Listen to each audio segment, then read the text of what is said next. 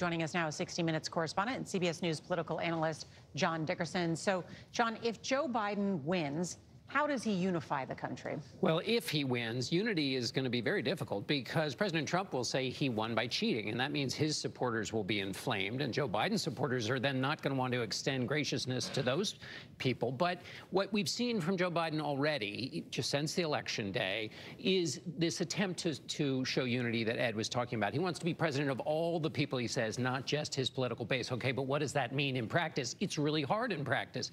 You have to show empathy. What is that? It's not just being a nice guy. You need to hear what your opposition is saying, what the people outside of your base are saying. And then the sticky part is you have to implement that in what you do.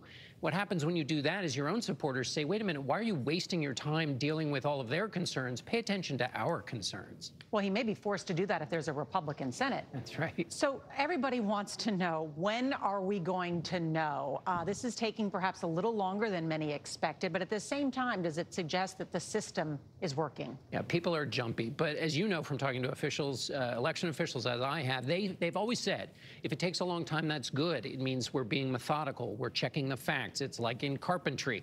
You measure twice and you cut once. And we've seen this pay off when officials have been able to bat back crazy claims with facts. The reason they have facts is they were methodical, not just in the count, but in beforehand. If you're going to build a platform for a democracy, it has to be stable. And that's what all this slow, patient counting is doing, building the foundation for the democracy. They say that same thing in interior design, measure twice, cut once, especially when it's expensive fabric.